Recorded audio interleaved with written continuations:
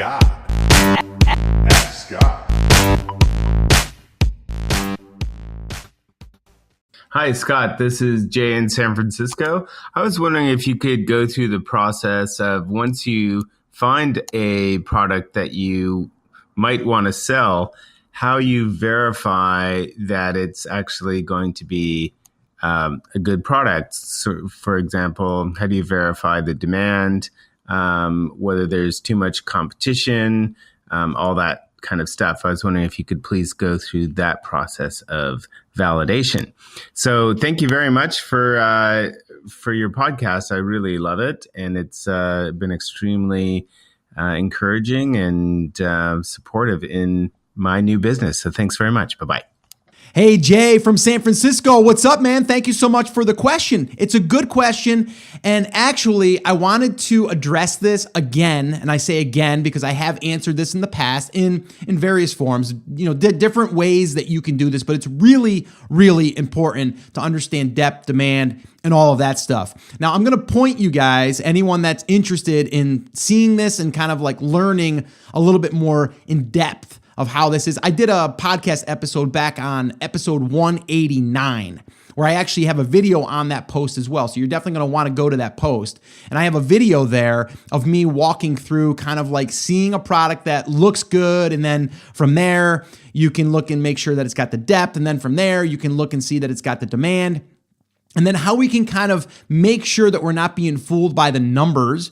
Because, as we all know, people are doing product launches within their products. And if those net numbers are inflated, well, we're not going to know about it unless we can do a little bit of research and kind of see, I say research, like history, like going back in time a little bit and seeing how long they've been running, see what the BSR has been over the course of time, what their price has been, all of those things. And then how to also look at other products that are similar. So we're not just looking at the one product. Because a lot of people will say, oh, cool. The first product has 2,000 sales a month and the next one has 300 and the next one has 200 and the next one has 100 and the next one has 50.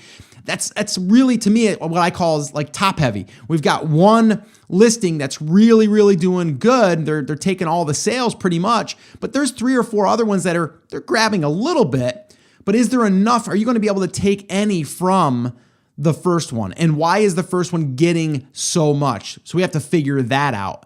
And again, I go through that on episode 189 of the podcast.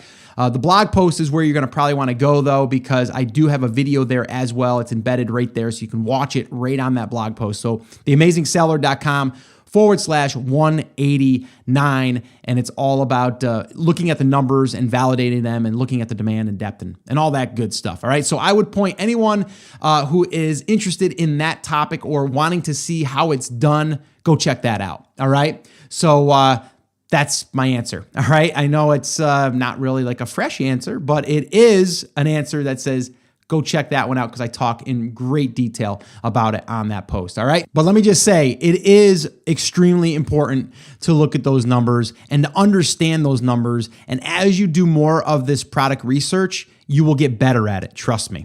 Well, hey there. Thank you so much for listening to that episode of Ask Scott. Now, that was just a highlight from one of our full episodes where I generally answer 3 to 4 questions on a podcast. If you want to go back and listen to all of the past archives of not just the Ask Scott session, but all of the full episodes where I do interviews with top Amazon sellers, people starting from scratch and building a business, if you want to listen to any of those episodes, head over to theamazingseller.com and you can find all of that over there. You can also find details there on how you can ask your own question and get it aired on an upcoming Ask Scott session and possibly see it here on YouTube or just on the podcast. All right, so definitely head over to theamazingseller.com. There's tons of resources over there for you to be able to build your e-commerce and Amazon business. So definitely go check that out. Now, I just wanted to remind you one thing before I let you go. There's a lot of information out there and some of it is really, really good. What I want you to remember is you have to not just consume the information, you have to actually apply that information.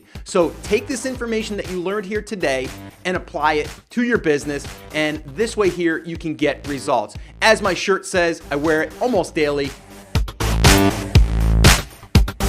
Take action. We'll see you guys.